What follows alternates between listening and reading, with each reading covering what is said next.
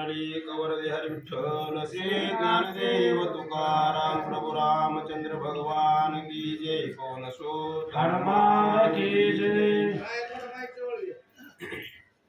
श्री गणेशाय नमः ओम नमो शिवाय नमः श्री प्रभु रामचंद्राय नमः इंग्रजीत युद्धा निगता वेसी आषाढी उठली विवसी श्रीरामे निरसिले तेसी अति उल्लासे हनुमंत ग्रंथ करते श्री संत एकनाथ महाराज या ठिकाणी सांगतायत, काल इंद्रजित युद्धाला निघत असताना आसाळी आडवी आली. कोणी मारला आसाळीला माहिती का नाही? कालचं काय लक्षात आहे का नाही? कोणी मारलं महाराज आसाळीला? इथं काय सांगितलंय? श्रीराम निरसिले येसी. मग इथं का सांगितलं रामानं मारलंय म्हणून? हनुमंतानं मारलं होतं, पण करता करविता राम आहे. हनुमंताच्या मधून कार्य करवणारा तो भगवंत आहे. आणि असा असणाऱ्या महाबलशाली हनुमंतानं युक्तीनं ते असणाऱ्या आसाळीला मारलं गेलं. इंद्रजित युद्धाला निघाला. काय होतं ऐका. गजदळेसी आती उन्नत सैन्य देखोनी आसनद हनुमंतासी आती आल्हाद श्रीराम गोविंद तुष्टला. आणि इंद्रजित आला. आता कुठं आला? अशोकवनामध्ये येत असताना हनुमंत पाहिला. रथ आहे, घोडेदळ आहे, हत्तीदळ आहे, पायदळ आहे, अश्वदळ आहे, चतुरंग दळ येताना पाहिला. हनुमंताला आनंद झाला. राम गोविंद तुष्टला. आता एवढं सगळं सैन्याला मारायचं आनंद हनुमंताला होता. राक्षस मारावयाती अद्भुत वन उपाडा पाहे सुमुहूर्त इंद्रजित गांजोणिया तेत गर्वहत करीन मी. हनुमंताने विचार केला, वनाचा विध्वंस आपण करण्याचं कारण होतं राक्षसांना मारायचं. कारण कोणतंही असू द्या, राक्षसांना मारणं ही कर्तव्य आहे. आता ह्या इंद्रजिताचा जेवढा गर्व आहे, त्याची जेवढी ताकद आहे, ती किती ताकद आहे त्याचं गर्व हरण करू. हनुमंत बोलतात, माझे पूर्वावया मनोरथ आज तुष्टला श्री रघुनाथ इंद्रजिताला सैन्या समवेत हनुमान नाचतो स्वानंदी. हनुमंताने विचार केला, माझं मनोरथ पुरवण्यासाठी, माझी इच्छा पुरवण्यासाठी इंद्रजित सैन्य सहित आलेला आहे. आता त्या इंद्रजिताबरोबर युद्ध करायचं म्हणून आनंदानं हनुमान नृत्य करत होते. उच्च नाचते पैरणी मारुणी वीर श्रेणी उजूच्या मुंडा चौंडायनी भूतासी देवो धनी मांसाची. हनुमंताने विचार केला, त्या राक्षसांना मारायचं. आणि जी काही काल आपण बोलवले होते, भूताय डंखिनी यक्षिणी शंखिनी, ह्यांना त्या ठिकाणी तृप्त करायचं. हनुमंत विचार करतात, आकिया कुमाराची भोनी प्रथम केली ये धोनी वीरांची असेनी मारी नरनरंगनी रण मारी. हनुमंताने विचार केला, आपल्या धंद्याला सुरुवात झाली. आणि सुरुवात कुठून केली? अखयापासून केली. अखयाला पहिल्यांदा मारलं रावणाच्या पोराला. आता तिथून जे जे राक्षस येतील तिथून सगळ्यांचा नाश करायचा. हनुमान बोलतात, हनुमान पुच्छासी करी एकांत जो जो आला रणात वरतोनी न जावा नगरात करावा घाता यांचा. हनुमंतानं शेपटीला सांगितलं, या अशोकवनाच्या कडानं लॉकडाऊन करायचं म्हणले. बाहेर कुणाला जाऊ द्यायचं? आतमध्ये येऊ द्यायचं. ज्याला यायचंय त्याला येऊ दे, पण बाहेर जाऊ द्यायचं नाही. आतमध्ये आलं की पुन्हा शेपटीचा वेढा टाकायचा. महागारी पुन्हा गावाकडे जाऊ द्यायचं नाही. असं हनुमान शेपटीला बोलतात. जो जो येईल चरण त्याशी येऊन द्यावे मरण याची नावे दादुले पण येरा मर्दन रण मारी. हनुमंतानं शेपटीला सांगितलं, सगळ्यालाच मारायचं, पण जर कुणी हात जोडून माफी मागत असेल तर त्याला सोडून द्यायचं. ताकद आहे म्हणून कुणालाही मारायचं नाही. जर एखादा शरण आला काकुळतीला आला तर त्याला सोडून द्यायचं.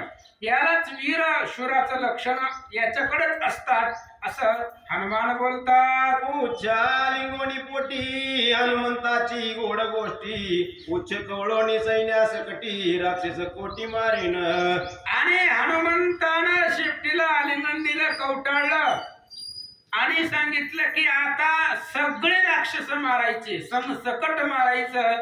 म्हणून शेपटी आणि हनुमान संवाद सुरू झाला. आम्ही वचन मानुनी सिरी पुच्छ रक्षण लंकाद्वारी मागे परतल्या निशाचरी महामारी मारावया. आणि हनुमंत आणि शेपटीची संवाद झाला. शेपटीनं हनुमंतापासून लंकेच्या ते असणाऱ्या वनाच्या कडेने घेरा मारला. हनुमंताची आज्ञा आहे, बाहेर जाऊ द्यायचं नाही. जर राक्षस पळून निघाली तर मारायचं असं या ठिकाणी सांगतात. कपी पुच्छ संवाद मेळी करावया विरारन रांगोळी युद्धानंदी पिटीन टाळी आतुरवळी खवळले पै. आणि मग राक्षस इंद्रजिताची आली होती. त्यांनी विचार केला आता हनुमंताला मारण्यासाठी अद्भुत राक्षस आली, खवळली असं सांगतात. आय कोणी कपी पुच्छ संवाद वानरा वाढीवे चाललाद ऐकावया हनुमंत युद्ध अति सावध स्वानंदे. आणि हनुमान आणि शेपटी यांचा संवाद झाला. लक्ष्मणानं तो विषय वाचला पत्रामधला. आता हनुमान आणि इंद्रजित दोघे आतुरबळी आहेत, रणयोद्धे आहेत. इंद्रजिताचं आणि हनुमंताचं कसं युद्ध होतंय ऐकण्यासाठी श्रीरामचंद्र सावध बसले. सुग्रीवे उठून आपण धरले लक्ष्मणाचे चरण इंद्रजित हनुमंतांचे रण सांग संपूर्ण वाचावे. सुग्रीव उठला आणि लक्ष्मण महाराजांच्या वाचकाच्या पाया पडले. म्हणले महाराज वाचा. म्हणले पुढे हनुमंतानं काय केलं, आम्हाला हनुमंताची कीर्ती ऐकायची आहे, आमच्या हनुमंताचा पराक्रम ऐकायचा आहे. त्या इंद्रजिता बरोबर हनुमंतानं कसं युद्ध केलं सांग संपूर्ण वाचावे, सगळं सविस्तर वाचा असं सांगतात. उगे राहावया उगे जन घातली श्रीरामाची आन वानर वीर सावधान हनुम मंत्र न परिसावया. आता ऐकायला वानर होते महाराज. वानर काय गप बसणार आहेत का? खोड्या चालू होत्या वानरांची. उठ पळ, ह्याला चिमटा घे, त्याला दवच, झोपलेल्याला उठव. वानरांच्या खोड्या चालू होत्या. सुग्रीवाने सांगितलं अध्याय संपेपर्यंत एकानं सुद्धा मध्ये बोलायचं, आणि जर बोलला तर श्रीरामाची शपथ घातली होती तेव्हा वानरांना. आणि वानर रामाची शपथ पाळीत होती. वानरांनी ठरवलं देह जावं अथवा राहावं, किंवा फुटो हे शरीर तुटो हे मस्तक, तरी नामाचा गजर सोडू नये. काही जरी झालं तरी आता इथनं हलायचं नाही आते झाल्याशिवाय. सुग्रीव राजा वानरांना बोलू लागला. परिसावया युद्ध उद्भट टवकारोनी नेत्र वाट वळोनी पुच्छाचा पैसाट वीर मरकट सावध पै. आणि हनुमंताचा पराक्रम होता आणि हनुमान आपल्याच वंशामधला आहे. मग त्याचा पराक्रम ऐकण्यासाठी वानर नेत्र डोळं असणार एकदम लक्ष करून लक्ष्मणाच्या मुखाकडे पाहत होते. कसं लक्ष्मण वाचतो ऐका. ऐशे पत्र वाचितो पुढे लक्ष्मणाच्या तोंडाकडे पाहत ठेली पैमाकडे युद्ध चाळे श्रवणार्थी. आणि लक्ष्मण कसा वाचतोय, कशी चाल लावली, कोणत्या चालीमध्ये वाचतोय, कसं वाचतोय हे लक्ष्मणाचं वाचन ऐकण्यासाठी लक्ष्मणाच्या तोंडाकडे सगळी वानर बघत बसली होती. हनुमंत काय करतायत इंद्रजिताचं पुढं सगळं ऐकण्यासाठी आतुर झाले. म्हणतात परिसावया कपीचा पुरुषार्थ अति उल्हासला श्री रघुनाथ लक्ष्मण वाची ब्रह्मलिखितार्थ युद्ध कंदनार्थ कपीचा. हनुमान पुढं कसं युद्ध करताय, हनुमंतानं काय केलं, हनुमंताचा पुरुषार्थ ऐकण्यासाठी रामचंद्राला सुद्धा उत्सुकता होती. काय केलं असेल पुढे हनुमंतानं, कसं त्या इंद्रजिता बरोबर युद्ध केलं. रामचंद्राला आनंद आहे. लक्ष्मणानं पुढचं ब्रह्मपत्र काल कुठपर्यंत आलं होतं 30 अध्याय झाले. इंद्रजित आला, आसाळीला मारलं, इथं संपला अध्याय. आता पुढचं ब्रह्मपत्र कसं वाचतोय रामचंद्र ऐकू लागले. आईसे ऐकता वाढणारी सकळी हर्ष आनंद पिटिली टाळी ज्यामुच्या हृदय कमळी त्याची सुख मिळली रामांच्या. आणि मग रामचंद्रांनी बोलले लक्ष्मणाला, लक्ष्मणा वाच म्हणले. हनुमंतानं पुढं काय केलं? वानरांना आनंद झाला महाराज. जे आमच्या मनामध्ये काय आहे, आम्हाला बी रामायणच ऐकायचंय, आम्हाला बी हनुमंताचाच पुरुषार्थ ऐकायचा आहे. आणि जे आमच्या मनात आहे तेच रामाच्या सुद्धा मनात आहे, तेच रामाने ओळखलं. म्हणून त्या ठिकाणी लक्ष्मण वाचू लागला. ऐका आयशा परिवार गण ऐकावया हनुमद्रण अवघे बैसले सावधान पत्र वाचणे सौमित्रा.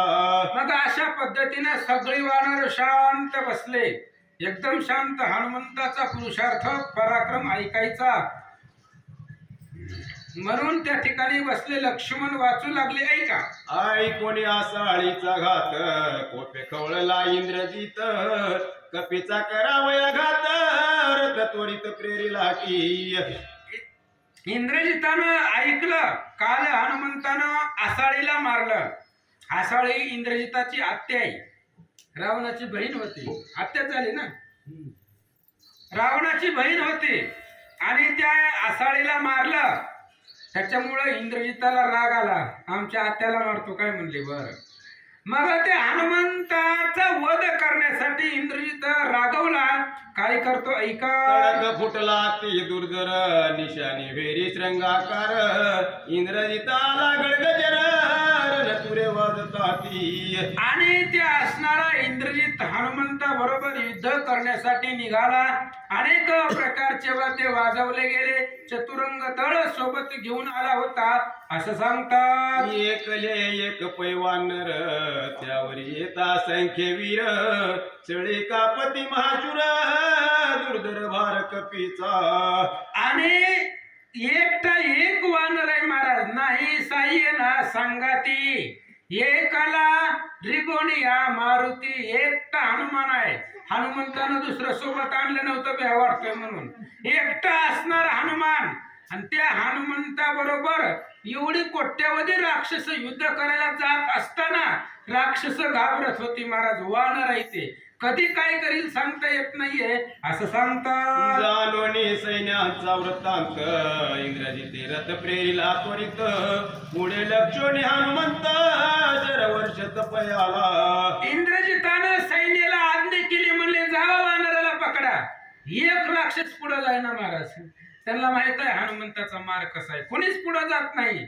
इंद्रजितानं बघितलं कोणीच पुढे जाईना, आपणच धाडस करावं. ते बी घाबरलं होतं, पण सगळ्यांनीच घाबरून कसं जमायचं. घाबरलं होतं पण दाखवायचं नाही आपल्याला, कारण आपण युवराज आहे, लंकेचा राजकुमार आहे. म्हणून इंद्रजित पुढे गेला, त्याचा रथ पुढे नेला आणि बाणांचा वर्षावर हनुमंतावरती केला. करिता टनत्कार दुमदुमले गिरे कंदर नादे कोंदले अंबर वीर दुर्धर तो इंद्रजित. आणि इंद्रजितानं धनुष्याचा टनत्कार केला, म्हणजे फक्त दोरी ओढली तर त्या असणाऱ्या आवाजानं गिरी कंदर सगळे आकाश दुमदुमून गेलं. कारण इंद्रजित सुद्धा भयंकर वीर होता महाराज. इंद्राला त्यानं 14 वेळा जिंकलं, गळ्याला बांधून आणलं होतं. एवढा दुर्धर वीर इंद्रजित आहे, भयंकर आहे असं सांगतात. कपिने करिता भुभुकार खळबळले सप्त सागर ध्यानी दचकला पंचवक्र सुर सुर कापती. इंद्रजितानं धनुष्याची दोरी उडली. काय झालं परिणाम? फक्त असणारे गिरीकंदर तिथल्या तिथं आवाज घुमला गेला. पण हनुमंतानं फक्त गर्जना केली, जय श्रीराम. महादेव सुद्धा दचकले महाराज. कैलास पर्वत हादरला गेला, सप्त समुद्र सप्त पाताळ डळमळून गेलं. कशानं? हनुमंताच्या गर्जनेनं. एवढं सामर्थ्य हनुमंताकडे होतं. नक्षत्रे तुटून पडती तळी तेच रणरांगी रांगोळी भूते कापती कप्यारोळी भद्रकाळी आश्वासी. हनुमंतानं फक्त गर्जना केली महाराज भगवंताच्या नावाची. त्यावेळेस आकाशातली नक्षत्र सुद्धा तुटून खाली पडू लागली.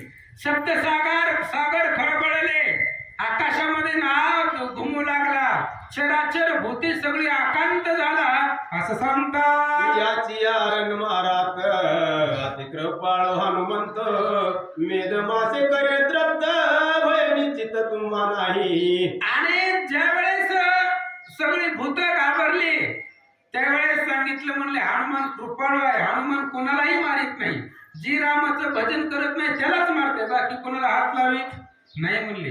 राक्षसामध्ये कोण भजन करत होतं का? बिभीषण भजन करत होता, त्याच्या घरावर धक्का लावला का? नाहीये. म्हणून त्यामुळे तुम्ही घाबरू नका म्हणले. मग हनुमान कृपाळू आहे, तो या राक्षसांचे मांस आपल्याला खायला देईल विचार भूतावळी करू लागल्या. ऐकता कपिगिरा गजर मरणोन्मुख निशाचर कळबळले रथ कुंजर निधडे वीर कापती. हनुमंताची गर्जना ऐकली महाराज. काय गर्जना होती? फक्त जय श्रीराम तीनच अक्षर होते हनुमंताच्या गर्जनेमध्ये. पण या 3 अक्षरांचा परिणाम काय आहे? तुका म्हणे काळ आता करू न शके बळ. या रामनामाच्या पुढं काळाचं बळ चालत नाहीये. आणि तिथं जे वीर होते इंद्रजिताचे ते सगळे घाबरले महाराज गर्जनेनं.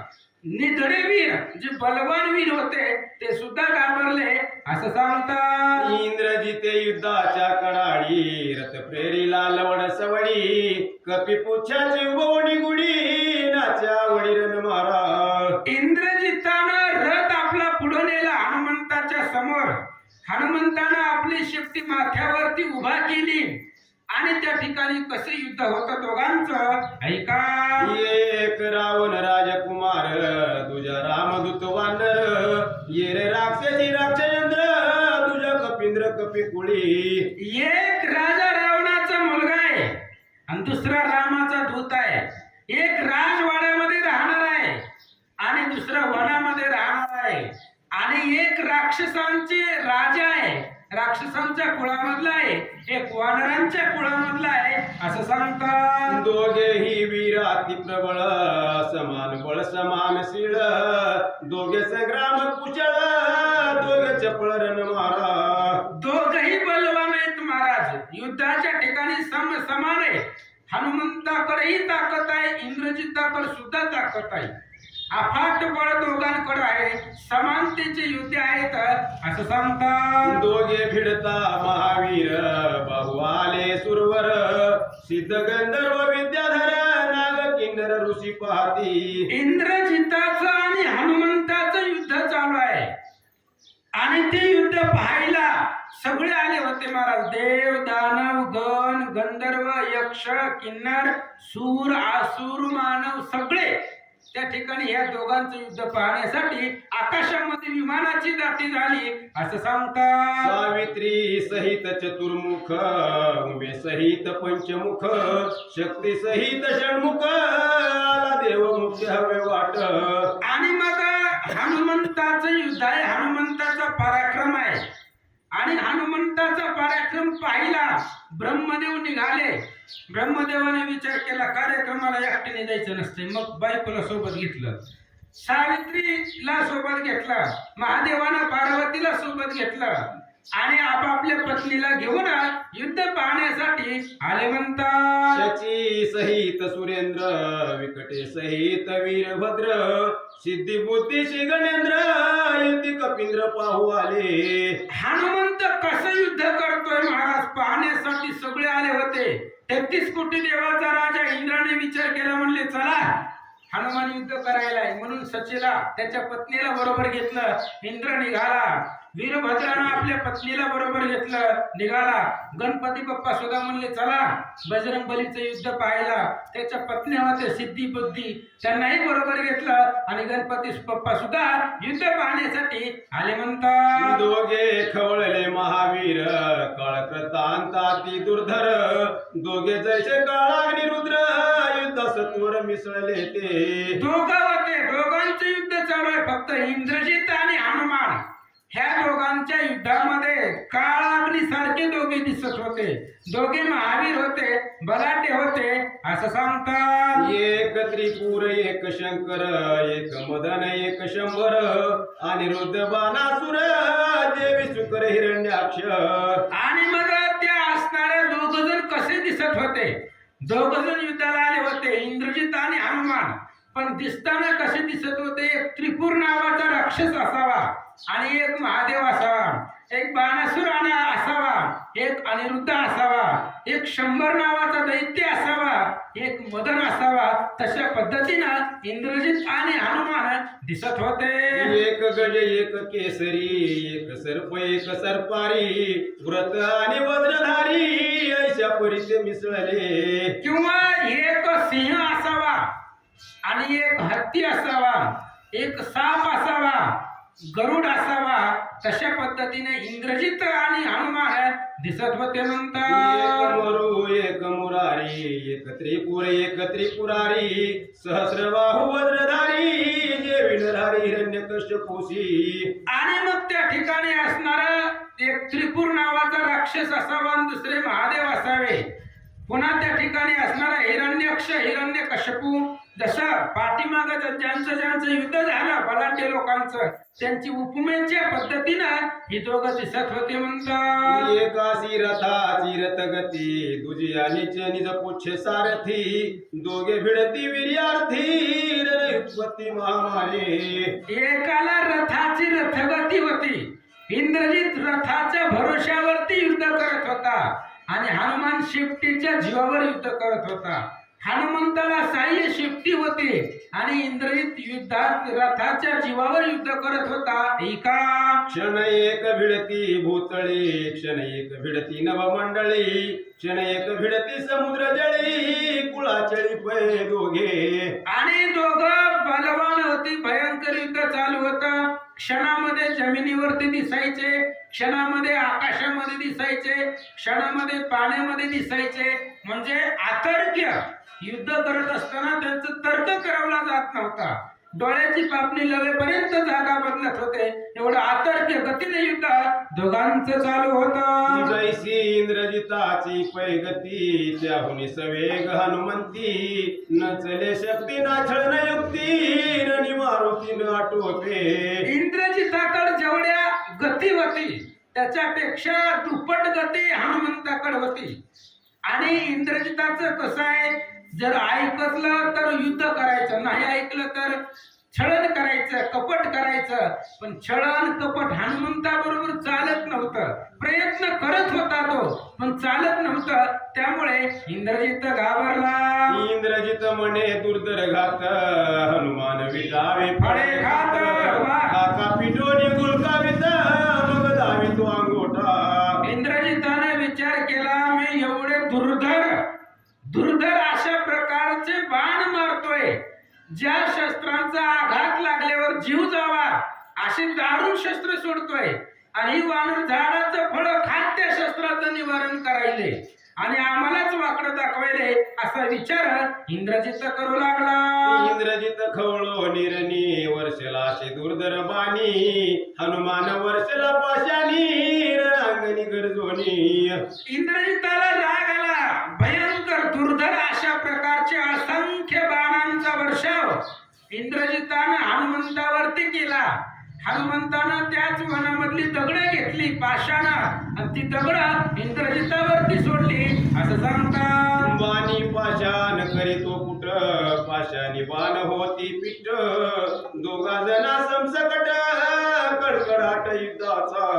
हनुमंताने सोडलेली दगडं, त्या दगडानं इंद्रजिताचे बाण भुगावत होते आणि इंद्रजिताच्या बाणानं सुद्धा हनुमंतानं सोडलेली काही दगडं यांचं पीठ होत होतं. अशा प्रकारचे द्वंद्व युद्ध मारुती आणि इंद्रजित चालू होतं. विंदी सुवर्ण पुंके भाळे, वानर हाने सवळशिळी, भाळे करोनी रंगोळी, मुकुट तळे पाडीला. आणि मग त्यावेळेस इंद्रजितानं सुवर्णपुंख नावाचा बाण हनुमंतावरती सोडला. हनुमंतानं मोठा दगड घेतला. इंद्रजिताचा त्या बाणाचं निवारण करून ती शिळा इंद्रजिताच्या कपाळावरती आदळली असं सांगतात. इंद्रजित तेव्हा मुक्त केशी, शस्त्रे हानी आती आवेशी, जे जे तोडोनी आपुची, इंद्रजितासी गणिना. आणि हनुमंतानं दगड सोडल्यानंतर इंद्रजिताचा जो मुकुट होता डोक्याचा तो मुकुट खाली पडला, केस मोकळे सुटले इंद्रजिताचे. त्यावेळेस दुर्धर बाणांचा आघात इंद्रजित करू लागला. रागे हानी चंडू चक्र वानर हानी शिळा शिखर सवेग हानी तोमर पर्वताग्रे टाकिली. आणि इंद्रजितानं चेंडू चक्र नावाचा त्या ठिकाणी बाण घेतला, हनुमंतावरती सोडला. हनुमंतानं मोठा असणारा पर्वत घेतला, त्या बाणाचं निवारण केलं. पुन्हा दुसरा बाण इंद्रजिताने सोडला, हनुमंतानं असणारे पर्वत घेतले, त्या बाणाचं निवारण करू लागला. इंद्रजित वर्ष चक्र कांडे वानर वर्षे पर्वत धोंडे उडवणी हानी तापय खांडे ठोकीला तोंडी चडकना. आणि मग असणारा इंद्रजित बाण सोडत होता आणि हनुमंत आपला दगड धोंडे वृक्ष पर्वत दिसत हाताला जी येईल ती त्यानं मारत होते. अचानक हनुमंतानं उड्डाण केलं, जवळ गेला आणि इंद्रजिताच्या कांठळे दिली महाराज. चक्कर आली त्याला, असं सांगतात. इंद्रजित गांधीला पुरा मुखी सुटल्या रुधिर मारावया पैवानरा निर्वाण शस्त्राशी घेतले. आणि मग इंद्रजितानं काय केलं, हनुमंतानं कांठळे दिल्याबरोबर इंद्रजिताच्या तोंडातून रक्ताच्या उलट्या बाहेर निघाल्या महाराज. वानराची कांटाळ येत आहे, माकडाचा मारा खतरनाक लागतंय. जवळ येत आहे, खांदेशीने काना खाली देतोय महाराज, चक्कर येते पुढच्याला. त्याच्या असणाऱ्या तोंडातून रक्त निघालं, कोणाच्या, इंद्रजिताच्या. पूर्णपणे इंद्रजिताला गांजून टाकलं, असं सांगतात. टोपे हानिता शूळ शक्ती जाजावला ती पर्वती इंद्रजित थोटावला चित्ती रणी मारुतीन टोपे. इंद्रजिताला भ्रमून गेला महाराज, काय करावं, वानर ऐकत नाहीये. शूळ शक्ती त्याने सोडली आणि त्यावेळेस इंद्रजिता हनुमंताने मोठा पर्वत सोडला, त्यामुळं इंद्रजित घाबरला, असं सांगतात. यंत्रादी शस्त्रे हानिता कवके वानरे ढिलावला खडके फुटले इंद्रजिताचे धैर्य मडके पडले अटके पुच्छाचे. आणि मग इंद्रजिताकडे जेवढे बाण होते, निर्वाणीचे असतील, दुर्धर असतील, शक्ती मंत्र यंत्र तंत्र सगळे वानरावरती सोडले. हनुमंतानं त्याचं निवारण केलं. इंद्रजिताचं धैर्य खचलं महाराज. आता अवघड आहे म्हणले आपलं. आणि महागारी पाहिलं त्यानं पाठीमाग, पळून जाता येतंय का घरला, शेपटीचा वेटाळा होता आणि त्याच्यामुळं बाहेर सुद्धा जाता येत नव्हतं, म्हणून टेन्शन इंद्रजिताला आलं. इंद्रजिताची रणयुत्पत्ती फावल्या रणीला विख्याती न आटोपता पळे मागुती पुच्च्या प्रती ते न चाले. इंद्रजिताचं एकच होतं महाराज, पुढचा माणूस जर ढिल्ला निघाला, आपल्याला ऐकणारा असला तर त्याला मारायचं. जर पुढचा जड निघाला, पुढचा जर ऐकत नसेल तर पळून जायचं. हे त्याचं लहानपणापासून ब्रीद होतं. पण शेपटीच्या पुढं पळून बी जाता येत नव्हतं आणि समोर हनुमान ऐकत बी नव्हता, त्यामुळे टेन्शन इंद्रजिताला आलं. सैन्यासभोवती चौकडा पडला पुच्छाचा पैवेडा सर्व नये मागे पुढा वानराने वेडा लाविला. हनुमंतानं एकाला बी जागेवरनं हालू दिलं नाही महाराज. जसे राक्षस उभा होते, कडन शेपटीचा आडा होता, माघारी जाता येत नव्हतं, यायला येता येत होतं आतमध्ये, पण जाता येत नव्हतं. त्याच्यामुळे सगळी राक्षस इंद्रजित घाबरला म्हणतात. मेघ अंकित इंद्रजिताशी पळून जावे मेघा पाठीशी कपी पुछे तळपे आकाशी पळावयाची वाट नाही. इंद्रजिताला पळून जाता येत नव्हतं. इंद्रजिताने विचार केला, आपल्याला महागारी जाता येत नाही म्हणून काय झालं, आकाशामध्ये जाता येतं. आकाशामध्ये जाऊन ढगाच्या आड लपायला येत आहे, म्हणून इंद्रजित निघण्याचा प्रयत्न केला. हा इंद्रजितानं उडी मारायला सुरुवात केली की डोक्यावर शिपूट आदळलं महाराज. म्हणजे त्याला जाताच येत नव्हतं, कुठंच जाता येत नव्हतं, असं सांगतात. इंद्रजित हानी निर्वाण घात वानर वर्षे गिरी पर्वत सैन्यासीच कचुरी होत त्या कांत महावीरासी. इंद्रजित निर्वाण अशा प्रकारचे बाण सोडत होता आणि हनुमान शिळा, पर्वत, झाड आणि दगड एवढं सोडत होता.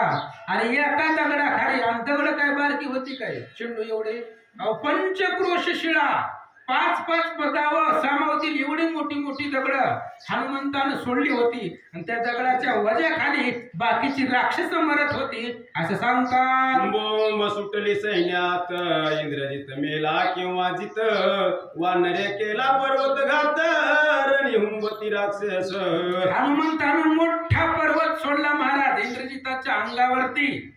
राक्षसांनी विचार केला मेलं म्हणले राजाचं पोरग एकतर काल मेलं आज दुसरं मेलं म्हणले.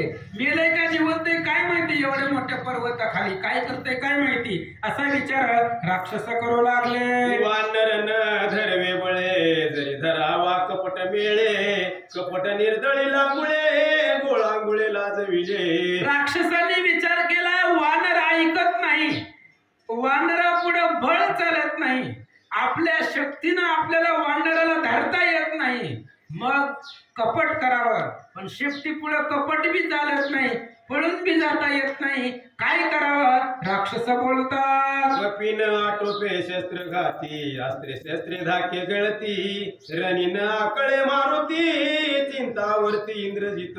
इंद्रजिताला टेन्शन आलं महाराज पप्पाने मोठ्या असणाऱ्या उत्साहामध्ये पाठवलंय आणि आता जेवढे आपल्याकडे शस्त्र आहेत त्यातले एक बी शस्त्र हनुमंतावर चालत नाहीये मग काय करायचं. अफाट शक्ती आहे पण त्याचा उपयोग हनुमंतावरती होत नाही म्हणून इंद्रजिताला चिंता वाटली असं सांगतात. चाले शस्त्रास्त्रांची शक्ती मागे न पळवे पुच्छ हाती पुढे न आटोपे मारुती चिंतावरती इंद्रजित. इंद्रजित चिंता करू लागला का आपल्याकडे जे शस्त्र आहे त्या शस्त्रानं हनुमान ऐकत नाही आणि पाठीमागं घरी जाता येत नाही पळून जाता येत नाही मग काय करायचं अशा प्रकारचा विचार इंद्रजित करू लागला. चिंताग्रस्त देखो नित्याते हनुमान म्हणे इंद्रजिता ते शिळा शिखरे न हानी तुते न हानी पर्वते भाक माझी. हनुमंतानं बघितलं इंद्रजिताचा चेहरा सुकलेला होता. हनुमंतानं इंद्रजिताला सांगितलं घाबरू नको म्हणले तुला मारायचं नाही आणि तुला मारायची ऑर्डर बी आम्हाला नाही म्हणले. निवांत तू बाळा म्हणले तुला दगड मारत नाही पर्वत मारत नाही काय नाही म्हणले. हनुमान बोलू लागला. इंद्रजित नावाचा परिवार तिने जिंकिला बाणी तो इंद्र त्याच बाणी दंडोडी बांधणार करी गजर विजयाचा. आणि मग हनुमंतानं सांगितलं इंद्रजिता ज्या बाणानं तू इंद्राला जिंकलंय ज्या बाणानं 33 कोटी देव इथं लंकेत कामाला आणले ती बाण माझ्यावर सोड. कोण बोलायले हनुमान. ती बाण माझ्यावर सोड आणि त्यानं मला आकळ मार असं हनुमान बोलू लागले. ज्या बाणाच्या कडाडी देव घातले बांधवडी ते बाणी मज बिंदोनी प्रौढी उवारी गुढी विजयाची. ज्या बाणानं देवांवरती बंधन लावलं का देव तुझ्या इथं कामाला ठेवले ज्या बाणानं देव लोकाला जिंकला ज्या बाणानं इंद्राला जिंकलं ती बाणांचा वर्षाव माझ्यावरती कर हनुमान बोलतात. ऐसे बोलता वानर इंद्रजित कोपला दुर्धर निर्वाण शस्त्रांचा विविध मार महाघोर मांडीला पै. असं बोलल्यावर राग आला महाराज इंद्रजिताला माझी चेष्टा करायला लागली म्हणते वानर. भयंकर अपमान झाला इंद्रजिताचा हनुमान असं बोलल्यानंतर मग इंद्रजिताकडची निर्वाणीची शस्त्र होती मारताना जी शस्त्र सोडावी लागतात ती असणारी शस्त्र इंद्रजितानं बाहेर काढली हनुमंतावरती सोडू लागला. पाडीला मारुती मंत्रयुक्ती शरण शक्ती इंद्रजित विंदी उत्पत्ती कपी प्रयुक्ती ते ऐका. हनुमान रणांगणामध्ये पाडण्यासाठी हनुमंताला मारण्यासाठी इंद्रजित नाना प्रकारच्या शक्तीचा नाना प्रकारच्या बाणांचा वर्षाव करू लागला. हनुमान काय करतात ऐका. इंद्रजित विंदी मारका शक्ती हनुमानाच्या रणयुत्पत्ती रामनामाच्या वरती निशंक स्थिती वानर. इंद्रजित मारक शक्तीचा बाणाचा विंदन करत होता दुर्धर शक्ती होत्या आणि हनुमान निवांत फळ खात बसले होते महाराज. टेन्शन नव्हतं हनुमंताला का तुझी चिंता त्याशी सर्व आहे. पाठीमाग भगवंत आहे ना हनुमंताच्या बैचय कशाला आपली काळजी आपल्याला नाही त्याला पाहिजे. जगवणारा मारणारा तू आहे आणि माझ्या पाठीमाग तो उभा आहे त्यामुळे हनुमान घाबरत नव्हते असं सांगतात.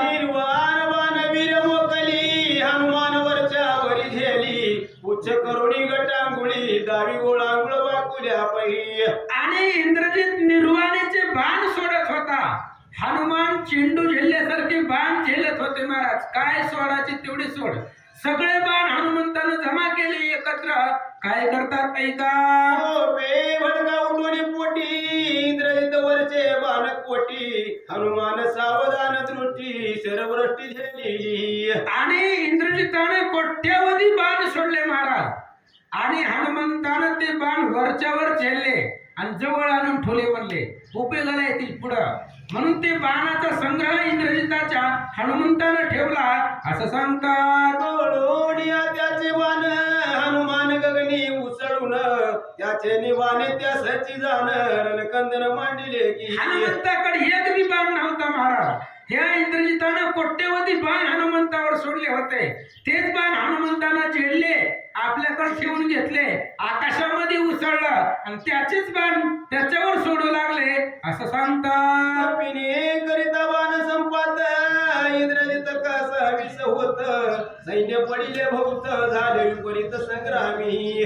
वेगळं झालं महाराज. हनुमंताकडे बाण नव्हते, पण इंद्रजिताने सोडलेले बाण हनुमंतानं झेलले आणि त्याचेच बाण त्याच्यावर सोडू लागले आणि त्याच बाणानं त्याचेच सैन्य मरू लागलं असं सांगतात. हनुमंतेशी करितारण इंद्रजित भुलला संपूर्ण आपुले सैन्य मारे आपण निर्वाण वान वर्षोनी. आणि इंद्रजित भरून गेला महाराज. त्याला कळानच गेला आपल्याला काय करायचंय. हनुमंत एकीकडे राहिला आणि त्याच्या सैन्यावरतीच तो बाण सोडू लागला.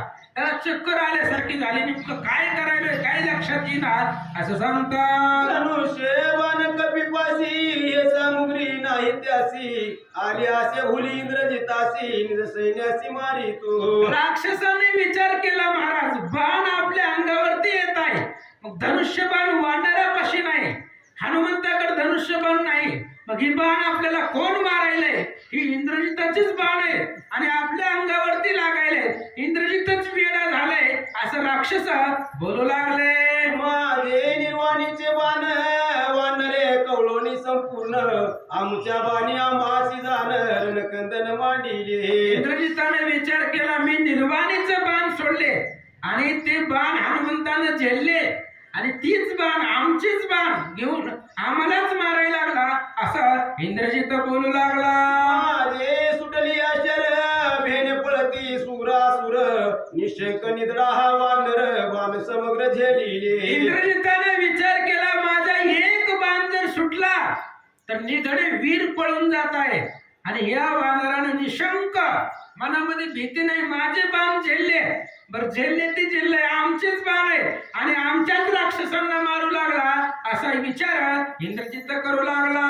आमची शस्त्री आम्हावरी परतली असे महामारी आता राक्षसा कायसी उरी कपी केसरीन आटोपे. इंद्रजिताने विचार केला, म्हणले आपलेच बाण आपल्यावर येत आहेत, आपण सोडलेले बाण तेच बाण आपल्याला लागतायत, मग आता आपली शस्त्र आपल्यालाच लागायले, वानर आपल्याला ऐकत नाहीये असं सांगतात. कपी पुच्छाची उत्पत्ती धनुष्य भंगी हातीच्या हाती रथ उपडिताची क्षिती वारुसारथी निमाले. आणि हनुमंतानं काय केलं, ते असणारा मोठा वृक्ष झाड हातामध्ये घेतला आणि झाड इंद्रजितावरती सोडला. त्या झाडाच्या ओझ्यानं रथाचे घोडे आणि सारथी इंद्रजिताचा मारला. इंद्रजित उडून सत्वर तेने सांडीला रंगवर रणी उठला हाकार राजकुमार मारिला. हनुमंतानं प्रचंड शिळा घेतली महाराज, इंद्रजिताच्या रथावरती घातली. इंद्रजितानं रथावरनं उडी मारली. हे राक्षसांनी बघितलंच नाहीये. हनुमंताचा दगड पडल्याबरोबर राक्षसांनी विचार केला, इंद्रजिताला वानराने मारलं.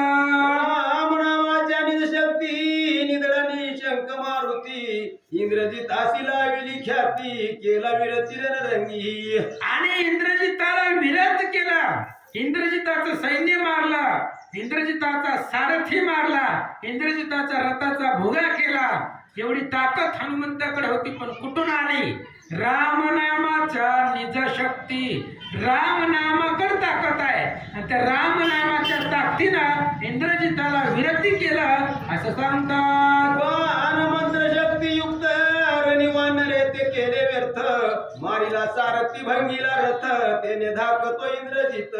इंद्रजिताचे बाण मंत्रयुक्त बाण होते, निर्वाणीचे बाण होते, दारुण बाण होते आणि ते बाण हनुमंतानं व्यर्थ केले आणि त्याच इंद्रजिताचा रथ भोगा केला, सारथी मारले, घोडे मारले असं सांगतात. दिवे आद्रे एक एक वानरे केली निरर्थक इंद्रजिते घेतला धाक जीवी दुखदुख लागली पै.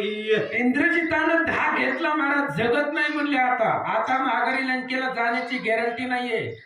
अहो एक एक निर्वाणीचा बाण आहे, एका एका बाणामध्ये पृथ्वी संवारण्याची ताकद आहे आणि असे बाण वानरांनी फळ खात त्याचं निवारण केलंय.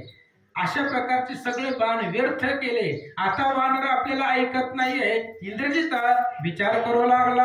न चले शस्त्रांची खटपट न चले मंत्राची नेट न चले कपी पुच्छासी कपट रणी उद्भट गांजिले. इंद्रजिताने विचार केला, या वानरापाशी काहीच चलत नाहीये. आपले मंत्रामध्ये बाणामध्ये जेवढं सामर्थ्य आहे, बाणाचं सामर्थ्य वानरा पुढे चालत नाही, वानरा पुढे कुठला मंत्र चालत नाहीये आणि शेपटी पुढे कपट चालत नाहीये. इंद्रजित विचार करू लागला. कुंटली शस्त्रास्त्रांची युक्ती वानर विचारे तो चित्ती मल विद्येची उत्पत्ती शरीर शक्ती पाहूयाची. इंद्रजिताकडे जेवढे शस्त्र अस्त्र होते ते संपले गेले, निरर्थक झाला इंद्रजित. हनुमंताने विचार केला, याच्याकडे जी काही ताकद आहे शस्त्रांची ती पाहिली, आता याच्याकडे मल्लयुद्ध करू, ह्याच्या अंगात किती ताकद आहे ती बघू, असा विचार हनुमान करू लागला. इंद्रजित पडला ती संकटी तो वानर झोंबला कंठी दोघा झाली लटापटी धिंगा मस्ती ते मिसळले. इंद्रजित विचार करत होता, महाराज टेन्शन मध्ये होता. तेवढ्यामध्ये हनुमंताने इंद्रजिताच्या गळ्यात मिठी मारली आणि त्या ठिकाणी दोघं कुस्ती मल्लयुद्ध करू लागले असं सांगतात. उरी सिरी आणि कोपरी तळवे हानी ती परस्परी कळा लावून भुजंतरी आणि ती उरीच पेट घात. हनुमंताचं आणि इंद्रजिताचं मल्लयुद्ध चालू होतं. उरावर मारायचे, गुडघ्यावर मारायचे, कपाळावर मारायचे, बुक्कीने मारायचे, चापड देऊन मारायचे, अशा पद्धतीने युद्ध चालू आहे म्हणतात. सदा तू सेवितो घृत क्षीर आतुरबळया राजकुमार मी वानर रे पाले खाईर मग समोर राहे पाप. हनुमंताने सांगितलं, राजवाड्यामध्ये राहणार आहे, रोज तुला दूध आणि तूप आहे म्हणले खायला रोज. मग तुझ्या अंगामध्ये किती ताकद आहे आणि मी काय खातोय, झाडाचा पाला खातोय, आम्हाला खायला काय फळ आहे. रोज तू त्या ठिकाणी दूध तूप खाणारा राजाचा पोरगा आहे आणि मी झाडाचा पाला खाणार आहे, तरी तुझ्याकडे किती ताकद आहे दाखव. हनुमान बोलतात. ऐसे बोलो हनुमंत मला उत्पत्ती हानी लात जे जव चुकवी पिलंगत तो ठोकी तो तळव्यानी. हनुमान असं बोलत बोलत बोलत इंद्रजिताला लात घातली महाराज. इंद्रजितानं लाच चुकवण्याचा प्रयत्न केला, हनुमंतानं कानठळे दिली, चक्कर येऊन पडलं असं सांगतात. तो जव चुकावी आघात तव तळपोणी हनुमंत उरी सिरीला लाटी घात सोया हानीचा अनुबंधे. हनुमान मारू लागले महाराज, पण कसं असतं, मार वेगळीकडे द्यायचा आणि घाव वेगळीकडे करायचा. लात मारायची नाही, फक्त लात मारल्यासारखं दाखवायची, उजव्या हाताची कानठळी द्यायची. अशा पद्धतीचा प्रहार इंद्रजितावरती करू लागला. अमल विद्या मार गांधीला निशाचर बोंडोनिया सांडी चक्राकार दिवे वानर न मारीच. आणि युद्ध करत असताना इंद्रजिताला गांजून टाकलं महाराज. त्याच्या नाका तोंडातून रक्त उस्तर कानठळे दिल्या, त्याला चक्कर आली इंद्रजिताला. इंद्रजिताने विचार केला, हे कसंच ऐकत नाही, बाणाने ऐकत नाही, शस्त्राने ऐकत नाही, आता युद्ध पाहिलं मल्लयुद्ध अंगाने सुद्धा ऐकत नाहीये. विचार इंद्रजित करू लागला. इंद्रजित रुधिर वमुन रणी पडिला मूर्छा पण त्यासी न मारीचा पण त्रिलक्ष्मण यासी हाता. इंद्रजित रक्ताच्या उलट्या करून मूर्छित पडला रणांगणामध्ये. हनुमंताने बघितलं पडलंय हे, पण आपल्याला ह्याला मारायचंच नाहीये, फक्त त्रास द्यायचा आहे, मारायचं पण जीव मारायचा नाही. आता मूर्छित पडलंय तर पडू द्या का.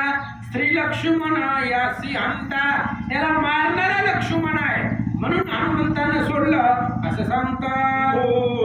समस्त ऋषीश्वर गगने सूर नर किन्नर अवघे करती जय जयकार विजयी वानर श्रीरामे. आणि मग भूतळावरती ऋषीश्वर हनुमंताच्या कीर्तीचं वर्णन करतायत. आकाशामध्ये देवलोक हनुमंताच्या कीर्तीचं वर्णन करतायत. विजयी वानर श्रीरामे. वानराला विजय मिळाला पण रामाच्या नावावर विजय आहे असं सांगतात.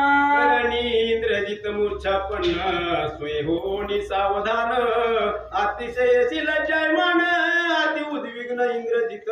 इंद्रजित मूर्छित पडला, चक्कर येऊन पडला. परत काही वेळाने सावध झाला. सावध झाल्यावर इंद्रजित उद्विग्न झाला. मनामध्ये टेन्शन आलं, काळजी वाटली. काय बोलतो ऐका. हनुमंताची धैर्य वृत्ती हनुमंताची शौर्य शक्ती हनुमंताची संग्राम गती अतर्क्य स्थिती तर्क वेणा. इंद्रजिताने विचार केला हनुमंताकडची ताकद आहे, त्या ताकदीचा कोणताच अंदाज आपल्याला लागत नाही.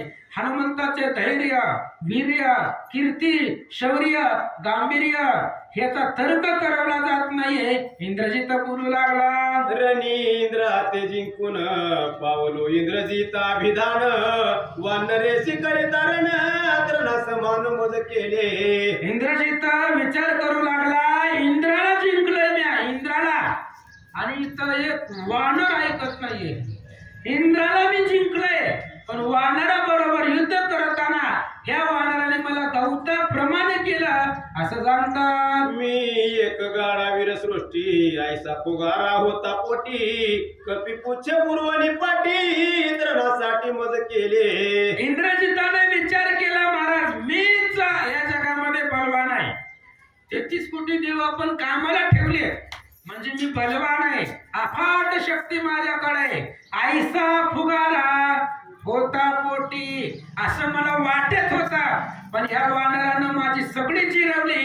इंद्रजित बोलू लागला. जळ माझी वीर्य वृत्ती जळ माझी शौर्य शक्ती रणीन आटोपे मारुती कीर्ती अपकीर्ती मज माझी. इंद्रजिताने विचार केला काय करायचंय ताकदीला. लोक उद्या बोलतील एक वानराला जिंकत आलं नाही, वानराने तुला चक्कर येईपर्यंत कांटाळी दिल्या असं लोक उद्या बोलतील ना. मग काय करायचं. माझ्या ताकदीला, यशाला, शौर्याला, नावाला काय करायचंय. एक वानर ऐकत नाहीये. एक झाडाचा पाला खाणारा वानरानं मला तृणाला एवढी किंमत दिली. इंद्रजित बोलू लागला. कोणी एखादी युक्ती नचले वानराशी निग्रहार्थी जळो माझी यश कीर्ती चिंतावृत्ती इंद्रजित. इंद्रजित विचार करू लागला महाराज एखादी युक्ती आपल्या असणाऱ्या शस्त्रगारामध्ये, आपल्या असणाऱ्या युद्ध जीवनामध्ये एक कधीतरी युक्ती अशी आहे का जी वानराला जिंकेल. अशी एक पण ताकद नाही, एकही युक्ती नाही जे वानराला जिंकलं. इंद्रजित बोलू लागला. माझ्या वरदाची वरद युक्ती मारून शेके मज मारुती धरुणी नेली राम प्रती विटंबितील वानर. इंद्रजिताने विचार केला महाराज हे वानर मला मारित नाही, मला मारित नाही पण सोडून बी दे नाही महाराज, जाऊ बी दे नाही घातला. ह्या वानराने जर मला धरून रामापाशी नेला इथं एका वानराने एवढा त्रास दिलाय, एका वानराने एवढा त्रास दिलाय. मग जर रामापाशी गेलो रामाकडे किती वानर आहे तो 18 पद्मे वानर करीती भूतकार एवढी वानर तिथं आहे. तिथं एका वानराने जगू दिलं नाही आणि तिथं गेल्यावर जर वानराने मला त्रास दिला तर कोण आवरणार. इंद्रजित बोलू लागला. रावणे आणले सीतेसी बदला मज नेहिल रामापाशी ते करिता अपमानासी वानराशी कोण वारील. इंद्रजिताला पाठीमागचं सगळंच आठवलं महाराज. लहानपणापासून आठवायला लागलं. म्हणले माझ्या बापानं भिकाऱ्याचा वेश घेतला आणि त्या सीतेला आणलं आणि सीतेला आणल्यापासूनच अशी अवस्था आहे. नाहीतर लंकेकडे कुणी बघत बी नव्हतं. पण सीता आणि त्या लंके आत तैहुनी उठले याती उत्पात अथ यादी समस्त एक एक मारिले. इंद्रजिताने विचार केला ही सीता आणल्यापासून सगळं आमचं वाटोळं झालंय तरी बापाला कळा नाही. म्हणले आम्ही पाया पडून सांगवले त्याची त्याला माघारी दे. जर मला ह्यांनी रामापाशी घेऊन गेला त्या सीतेच्या बदल्यात तर वानरांनी मला त्रास दिला तर तिथं कोण वाचवायला येणार? इंद्रजित बोलू लागला. रावण होऊनी भिकारी चोरुनी आणली सीता सुंदरी वानरे करुणी झुंजारी मद निर्धारी नेईल. आमचा बाप भिकारी झाला त्या सीतेसाठी भिकाऱ्याचा वेश घेऊन तिच्या दारामध्ये गेला आणि माते कोरांना दे म्हणून मागू लागला आणि त्या सीतेला उचलून आणला आणि त्या सीतेच्या बदल्यामध्ये ही वानर मला तिथं घेऊन जाईल आणि तिथं माझा अपमान करेल असा विचार इंद्रजिताच्या मनामध्ये आला. पूर्वी अंगद पाळण्यासी खेळणे बांधिले रावणासी पौलस तिने मागता त्यासी अपमानेसी सोडले. इंद्रजिताला सगळंच आठवू लागलं महाराज. बालवाडीपासून सगळं आठवू लागलं. त्याने विचार केला म्हणले आमचा बाप पूर्वी त्या वालीला धरायला गेला होता त्यावेळेस वालीनं त्या रावणाला काखेमध्ये बांधून आणला आणि अंगद लहान होता पाळण्यामध्ये. त्या अंगदाच्या पाळण्यावरती त्याला उलटा लटकवला. अंगदाची लघवी त्या रावणाच्या तोंडावर जात होती. एवढा त्रास त्या असणाऱ्या वालीनं दिला होता. पौलस्त्य ऋषी कसं तर मागायला गेले आणि रावणाचा अपमान करून सोडून दिला. ही सगळं घडलेली कथा इंद्रजिताला आठवू लागली. मुंडोनिया खांडमिसी मसी लावणी दशमुखासी पाच पाट काढून शिरासी ऐसा लंकेसी झुगारीला. पौलस्त्य ऋषी मागायला गेले रावणाला. त्यावेळेस वालीच्या असणाऱ्या राज्यामध्ये अर्धी दाढी अर्धी मिशी काढून टाकली, तोंडाला काळं लावलं आणि असा लंकेला फेकून दिला असं सांगतात. पडता लंकेच्या चौबारा हुरू लाविला दश शिरा कोणावरील लहान थोरा लंकेश्वरा तिलाज.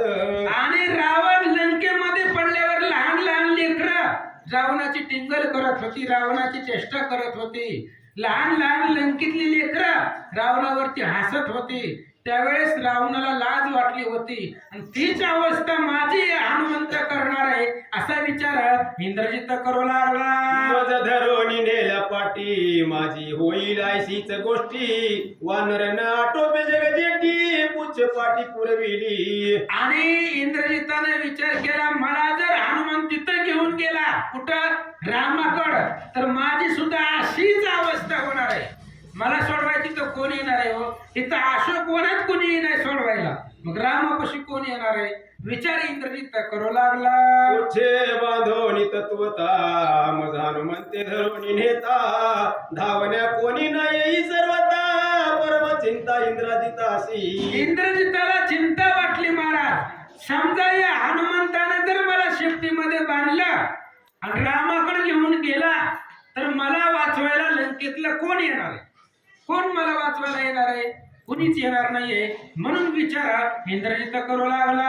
आखियाच्या कैवारासी कोणा नये वानरापासी मज बांधोनी नेता पुच्छे धाके धावण्यासी कोण न येईल. आणि विचार केला इंद्रजितानं आखयाला मारलं माझ्या लहान भावाला, तेव्हा आखयाचा कैवार घेऊन हनुमंता बरोबर युद्ध करण्यासाठी कुणीच आलं नाही, कुणीच आलं नाही.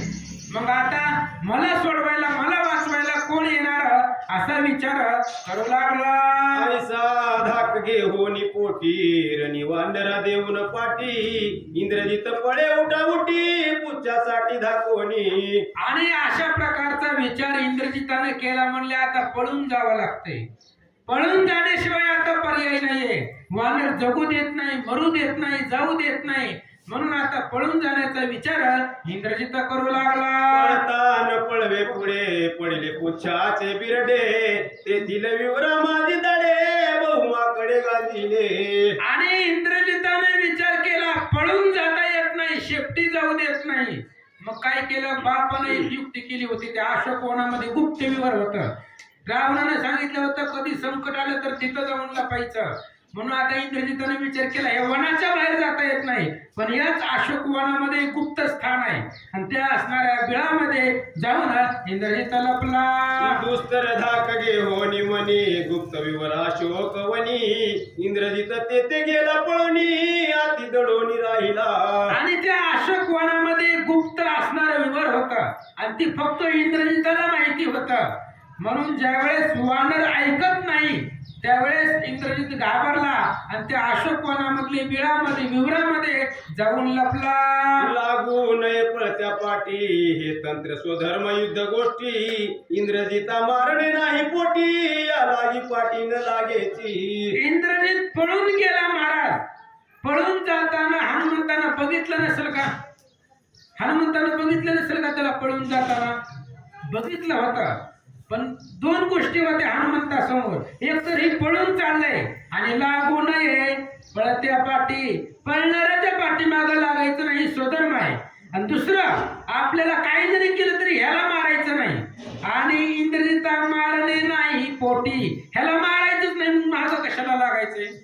हनुमंतानं त्याला पळून जाताना पाहिलं होतं, पण ह्याला मारायचंच नाही म्हणून हनुमंताने त्याला जाऊ दिलं असं सांगतात. मग पुच्छ म्हणे गा कपिनाथा कोंडुनी राखिले सैन्यासी समजता तू भागलासी इंद्रजित दमिता मग युद्धार्थ देई आज्ञा. आणि मग शेपटीनं सांगितलं, म्हणले हनुमंता हे सगळे लॉकडाऊन करून ठेवलेले राक्षस आहेत, ह्यांचं काय करायचं? काय करायचं म्हणले, आता राक्षसांचं काय करायचं असते? ह्यांना मारायचं, पण तुमची आज्ञा द्या असं सांगतात. हनुमान म्हणे तुझ्या निवळे म्या महावीर मारिले खळ आता निर्दळ हे दळ रण कल्लोळ विचारुनी. हनुमंतानं शेपटीला सांगितलं, म्हणले हे बघ, तुझ्या बळावरती तुझ्या जीवावरती मी सगळी राक्षस मारले. आता जे काय कोंडून ठेवलेले राक्षस आहेत ते राक्षसांना आपण दोघं मिळून मारू असं हनुमान शेपटीला बोलतात. मी जाते तू घाली वैरण ऐसे भरडू राक्षस सैन्य डोळ जे उरती सगन कंदन करूयासी. शेपटीने सांगितलं मी जाते होते. जात कसं असतं, ते खाली एक असतं वर एक असतं, ते फिरवायचं असतं जात, आणि त्याच्यामध्ये धान्य टाकलं की त्याचं पीठ होत आहे. हनुमंतानं सांगितलं मी जात आहे म्हणले, तू वैरण आणून घाल, म्हणजे राक्षस आणून याच्यामध्ये घाल, एकाला मी ठेवत नाही, सगळ्याचं पीठ करून मारून टाकू असा विचार करू लागले.